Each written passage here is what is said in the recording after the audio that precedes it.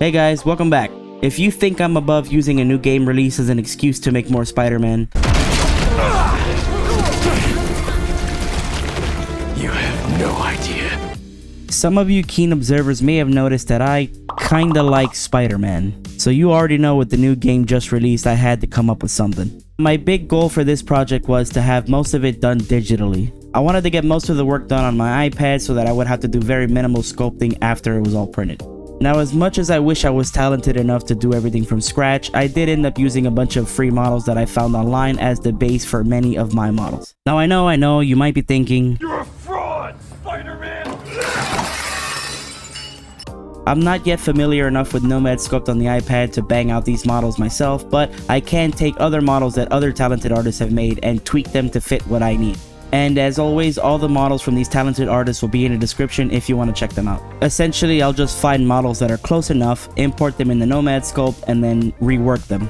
You may not think so, but doing this actually makes me more familiar with the program through time, and I've actually gotten a lot better in the last few months. I've gotten so much better, in fact, that right after this project I started my first sculpture from scratch, which is also Spider-Man 2 related. Stay tuned for that. But for now, let's get back to working on these models. So far, you guys have seen me make the Sandman's hand. Now it's time to make Kraven's spear. I started this project about 2 weeks before the game released, but by the time I got around to making the spear, the game was already out, which worked to my benefit since I had a much better reference image to use instead of what I was gonna go with. Originally, it was just gonna be a pretty basic wooden spear, but after playing the game and seeing how high-tech their equipment was, I knew I had to make some changes. Luckily, the game has an amazing photo mode that not only lets people go in and take great pictures, but it also lets artists like me get great references. Like this picture I took of Kraven's spear, which helped a lot in this process. Now, when it came time to make those poofy little tiki hut things, I don't know what the f they are. I wasn't really sure how to go about it until I saw this model online. Now, you might be thinking, well, that's hair. How is that gonna work? But when you're as talented at being lazy as I am, you'll find ways to use it. As soon as I saw this model, I had a pretty good feeling that it would work. So I started cutting off some of the longer strands to make it easier to print, and then I just duplicated it, spun it around, and resized it to fit the model. And I think it actually worked better than I thought it would. We've still got more villain models to make for the base, but before that, let's go ahead and talk about the Spider-Man model itself. I found this awesome model on Sketchfab and I thought it would be a perfect fit for what I wanted. However, once I downloaded it, I realized that was a bit too easy and there had to be some problems coming. When I brought the model in the 3D Builder, I noticed that it was basically just a plain body with none of the details. After a bit of research, I realized that this problem had something to do with a bunch of file types and texture packs and a bunch of stuff that I don't really know much about. However, I did reach out to someone who does know a bit about that, and they were able to help me a little bit. He managed to bring out some of the details, but not all of them, and I figured that was good enough and I'd take it from there. So I picked up the pen and went in to start sculpting some of those details using the Sketchfab model's pictures as a reference. At this point, the game hadn't been released yet, so I wasn't super familiar with the costume's design. We had seen it in a couple of trailers before the release, but a lot of those were months ago and I just didn't remember it all that well, so I kind of took the Sketchfab model as the accurate design. Only when I got the game and started playing with the suit did I realize that the design was different. Although I do like the Insomniac design, I think I do like the other one just a bit better. Am I being biased because it's the one that I made? Yes, but I actually do like that it has less of those stripy tentacle sections and it has less of an armored look, especially that armored six-pack they decided to give him. I'm not a fan of that. I don't know why they did that. Once I finished sculpting the design, it was time to make him some alternate heads. Being a collector myself, I love it when figures and statues come with swappable accessories, so I always try to include them in my projects whenever I can. Usually for Spider-Man, I'll have an unmasked head, but I haven't found any models of Insomniac's Peter Parker online yet. But I did find this helmet model online that looked a lot like the alternate Hot Toys head, so I figured that would work just fine. And I also remembered this moment in the trailer and figured I'd give him another head with Angie eyes. And here's the Angie head finished. Now let's rewind a bit and talk about the base. With the base, I wanted to make sure I incorporated every villain from the game somehow, and the first idea that came to my head was to have a manhole cover open with Lizard's tail coming out of the sewer. I then built all the other pieces around that centerpiece. I found this model of a crocodile that was pretty close, so I cut its tail off and started remolding.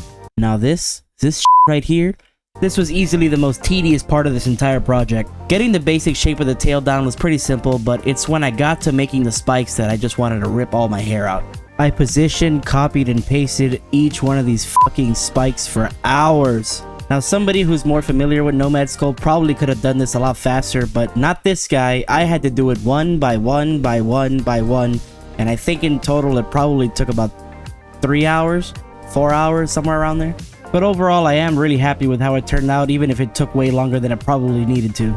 But with that out of the way, now we can move on to the evil space rock thing. They never really give it a name. Now yes, I know it's just a rock. I could have probably sculpted that myself, but I was being exceptionally lazy and tired from the lizard's tail, so I decided I'm gonna find the close looking rock and start with that. After that, I just cut the corners to make it sharper, and then with my paint tool I went and drew on the spiral pattern so that I could engrave it. Next up, Mr. Negative's sword. I already had a fire effect from a previous model I purchased, so I figured why not recycle. As for the sword itself, I found a model that pretty much looked identical to the one he uses in the game, so I lucked out there. And now for the last piece of the puzzle. I wanted symbiote tendrils to be wrapping around the side of the base to look like this image here. Now this one I actually did make from scratch, and even though I had to make 1,000 different tendrils all wrapped around each other, it was still easier to do than the lizard's tail. Once I finished wrapping the base in tentacles, I gave it that bumpy symbiote-like texture, and then I created this small little platform for the rock to sit on. And now we're done making all the models, and it's time to start getting everything put together and keyed so I can start printing. Here it is. After about a week of working on these models, I finally got it all done, and here it is all together. Since I decided to prioritize 3D models instead of physical sculpting for this project, I figured I'd level up my printer game. I've had resin printers for a couple years now, and I figured it was time to get a filament one. One of the biggest benefits of filament printing is that you have a bigger build volume and can print things in less pieces than you would out of resin. Although filament printing is less detailed and requires more prep work than resin printing, it will save me a lot of time since I can print bases in one piece instead of having to do it in multiple pieces and then gluing, sanding, and doing all the prep work. Now that everything is set up, we can get both printers to work. The filament printer will take care of the base, and the resin printer will do everything else.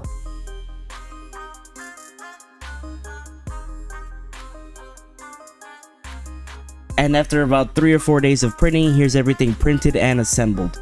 Honestly, for it being my first time 3D modeling my own custom sculpture with a lot of external help, and the fact that I had to key everything myself, I'm super surprised that everything actually fits together for the most part. Now there are a couple of things that I have to fix and adjust, but I feel like most of that is due to a bad print more so than a bad model. So let's start with the prep work. The first thing I'm going to do is use some wood filler and then sand the base to get rid of those seam lines. Next on the list is to fix the tendrils that wrap around the base. They didn't quite print in the position they were supposed to, probably because they were pretty big and I had to put them in a weird position on my build plate in order to get them to fit. But this isn't really a big deal. All I have to do is cut off the peg where it connects so that I can glue it in place wherever I want to, and then fill in the gaps myself with some clay. I had a similar issue happen with the sand hand where the bottom didn't quite print right, which means it didn't sit flush with the base. Also, the port for the spear wasn't quite deep enough, which means that the weight of the spear made it wobbly. And since similar problems require similar solutions, all I have to do is use some clay underneath these pieces to give them some support and make sure they fit the way they were supposed to. I also took the opportunity to add some cracks in the ground where the spear would have landed and made an impact, which is something that I had forgotten to do in the 3D model itself, so I'm glad I got to go back and fix it. And since I have 3 swappable heads, it's time to use one of my favorite materials for projects, magnets. If you guys have seen any of my other videos, you'll know that I use these a lot. It just makes having swappable pieces, especially heads, so much easier. Not to mention the sound that it makes when they click together is very satisfying. Once I finished putting magnets in the neck and all 3 of the heads, everything was pretty much ready to paint. All I had to do was glue the spear together, which is a pretty simple task. What the fuck? So of course, with my luck, I would break something at the very end and have to spend more time repairing it. At least it was a pretty simple fix since all I had to do was drill a hole between both pieces, insert a piece of wire, and then glue it back together.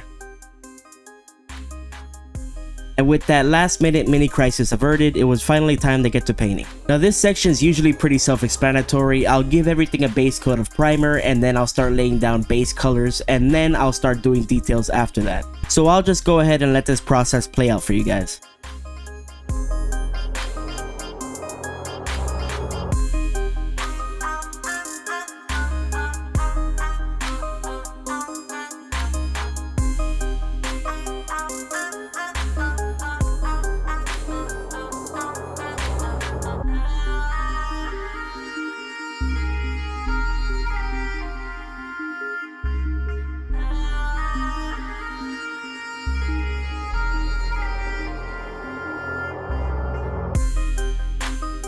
And with the paint job almost done, I just want to take a moment to say thank you to everyone who made it this far. I've made more Spider-Man stuff than anything else so far, and it's nice to look back and see the progress I've made throughout the years. I made Spider-Man when the 2018 game came out, I made Spider-Man when Miles Morales came out, and here I am making Spider-Man again for Marvel Spider-Man 2. I'm sure you guys can see the natural progression and how I've gotten better over the years, and I'm hoping that I'll only continue to get better as more years go by.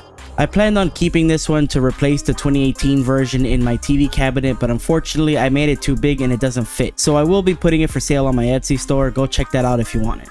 I've got more Spider-Man 2 stuff as well as a bunch of other stuff coming your way soon enough, so consider subscribing if you like what I do. I'm also considering making an alternate version of this model with the anti-venom suit instead of the symbiote suit. Let me know in the comments if you'd like to see that. But for now, this project has come to a close, so let me go ahead and show you guys the finished product for my Marvel Spider-Man 2 Symbiote Spider-Man statue.